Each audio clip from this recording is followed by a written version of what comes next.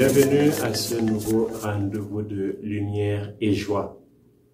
Aujourd'hui, dimanche 13 août 2023, nous célébrons le 19e dimanche du temps ordinaire de l'année liturgique A.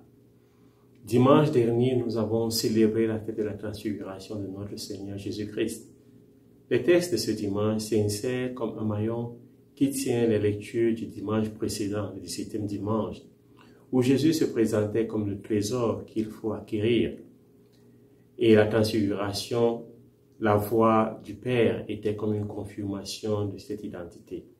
Jésus est le trésor, car il est aussi Fils de Dieu. Il faut l'écouter. Les lectures de ce dimanche, où les disciples reconnaissent cette vérité proclamée par le Père à la transfiguration. Jésus, comme Fils de Dieu, Jésus notre trésor, notre perle, est le Fils de Dieu qu'il faut non seulement acquérir, mais aussi écouter. Et aujourd'hui, devant qui nous devons nous prosterner et adorer. L'identité de Jésus est affirmée par lui-même, confirmée par le Père et réaffirmée par les disciples.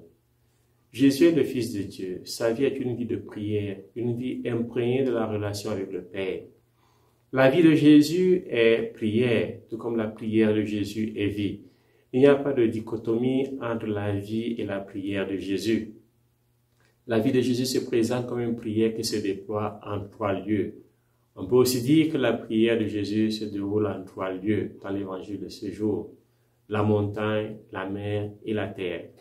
Frères et sœurs, pour notre méditation ce dimanche, j'aimerais parcourir avec vous cette prière de Jésus, cette vie de Jésus qui se développe sur la montagne, sur la mer et sur terre.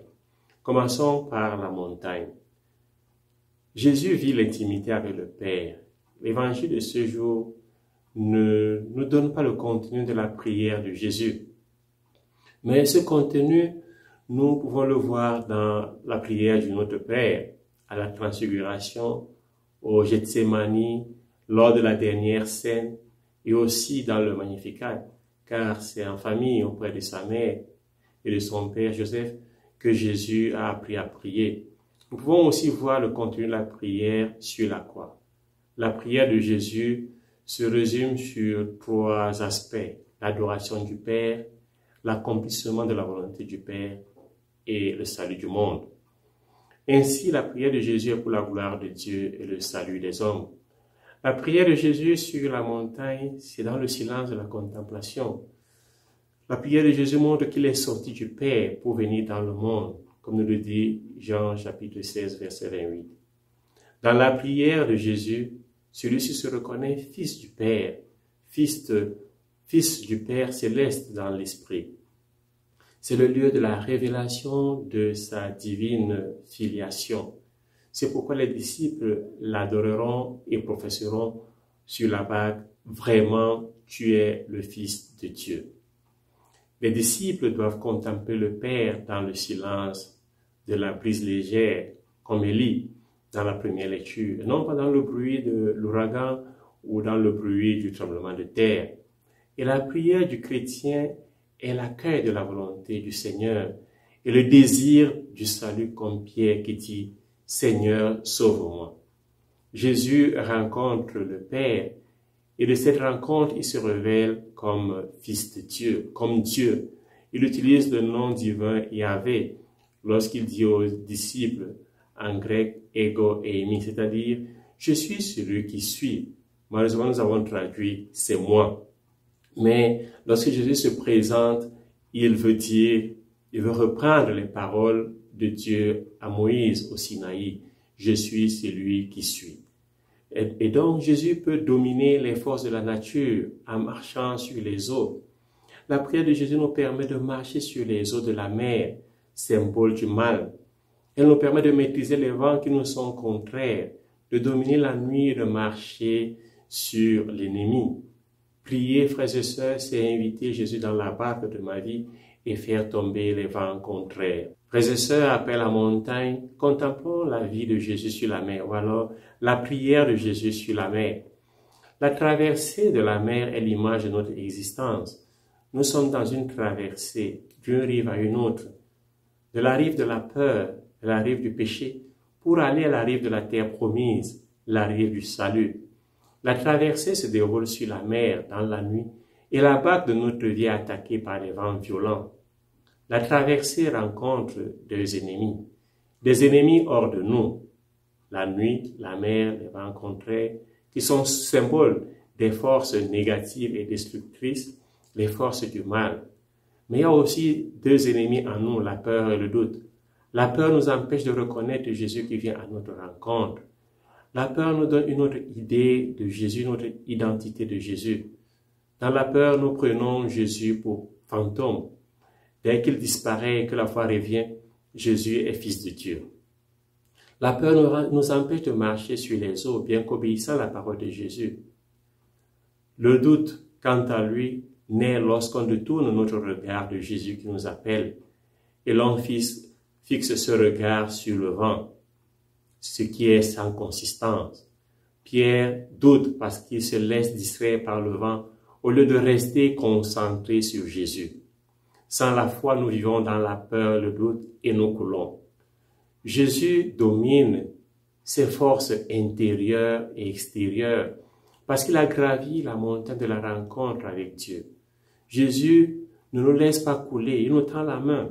Jésus domine ses forces. Jésus domine la nuit, la mer, les vents, parce que comme Élie, il rencontre le Père dans la brise légère et le silence de la montagne. Comme dit Saint Paul dans la deuxième lecture, Jésus peut être au-dessus de tout. Frères et sœurs, l'homme ne peut pas effectuer paisiblement la traversée sans avoir gravi la montagne de la prière, mais aussi sans mettre sa foi dans la parole de Jésus, qui nous invite de faire la traversée. La parole de Jésus qui nous dit de ne pas avoir peur, c'est moi. La parole de Jésus qui nous dit, viens. L'expérience de la montagne nous rend forts, maître et seigneur des forces du mal. Dieu donne aussi cette même force à ses enfants pour dominer le mal, surtout le mal qui est en nous. Aussi, par la force de la foi, comme Dieu qui a fixé les limites des eaux de la mer, l'on peut limiter en nous le mal et hors de nous ses effets. Il faut aussi prendre Jésus dans notre barque pour que la mer se calme et que l'on arrive sur l'autre rive. Troisièmement, la prière de Jésus ou la vie de Jésus sur terre. Bien que l'évangile de ce jour ne contienne pas l'accostage de la barque, le récit de la traversée de la mer se termine par les foules qui viennent rencontrer Jésus avec leurs malades. Le texte de Matthieu nous dit, « Après la traversée, ils abordèrent à Génézareth. Les gens de cet endroit reconnurent Jésus. Ils firent avertir toute la région et on lui amena tous les malades. Ils le suppliaient de leur laisser seulement toucher la frange de son manteau et tous ceux qui le faisaient furent sauvés. » Après la traversée du mal, après la victoire sur les forces négatives, Jésus est chargé d'une force qui sauve et qui donne la vie. La vie de prière nous met en face de nos frères et sœurs qui sont victimes du mal. Notre présence sur l'autre rive est de faire habiter la gloire de Dieu sur la terre, de rendre le salut proche, de donner la paix, de faire rencontrer l'amour et la vérité dans la société, comme disait le psaume, de faire régner la justice et la paix dans nos familles, de donner le salut, de toucher nos frères pour les sauver, pour que la terre produise des fruits, qu'elle donne des bienfaits et qu'elle engendre vraiment la justice et la paix. Dans les tempêtes quotidiennes, dans les traversées quotidiennes, ceux qui ont été sur la montagne de la rencontre, ceux qui ont traversé la mer du mal en compagnie de Jésus et par l'aide de Jésus, ont vaincu la nuit du péché et les vents de la persécution. Ceux-là doivent toucher Jésus, mais surtout doivent toucher leurs frères, car en touchant leurs frères, ils touchent Jésus. Ne fuyons pas nos frères qui veulent nous toucher pour avoir le réconfort. L'expérience de la montagne nous conduit à prendre Jésus dans la barque de notre vie et d'aller toucher et sauver nos frères. Voilà la vocation et la mission du chrétien. Elle commence par l'expérience de la montagne où l'on rencontre Dieu, puis par l'expérience de la mer où nous rencontrons le Christ, lui qui nous apprend à marcher sur l'eau pour vaincre le mal, mais aussi surtout à le prendre dans la barque de notre vie et accoster sur la rive où nous attendent nos frères et sœurs pour être touchés par notre compassion, notre charité, pour qu'ils soient eux aussi sauvés. Dans une petite ville vivait Dominique, un homme très humble et très intelligent. Tout ce qu'il entreprenait réussissait. Il aidait tous ceux qui venaient à lui sans distinction. Son secret, c'était le temps qu'il passait dans une grotte dans la solitude de la prière. Avant tout projet, il se rendait dans la grotte où il confiait ses plans à Dieu. Chaque fois qu'il avait un projet, d'innombrables obstacles se dressaient sur son chemin. Des obstacles qui venaient de ses amis, de ses collègues, de sa famille. Mais jamais il ne se décourageait car il savait que Dieu était avec lui. Un jour, ses amis décidèrent de l'empoisonner car jaloux de sa réussite. Mais sa mort signifiait pour beaucoup que le soleil de la joie ne se lèverait plus dans leur vie, car cet homme était une lumière pour les pauvres et les démunis. Mais comme Jésus, qui a dominé la mer et les vents, était présent dans sa vie, il n'avait peur de rien. Alors qu'il se rendait à la fête où sa fin avait été planifiée par ses amis, il eut un accident. Il a dû téléphoner à sa femme et au secours car sa voiture était endommagée. Quelques semaines plus tard, un des complices du néfaste projet vint lui avouer leur funeste projet et lui demanda pardon. Dominique lui dit tout simplement ceci. Lorsqu'on passe du temps sur la montagne de la prière et surtout lorsque Jésus est dans la barque de sa vie, dans la barque de notre vie, on ne peut pas couler. Notre barque accoste toujours sur l'autre rive, la rive du bonheur.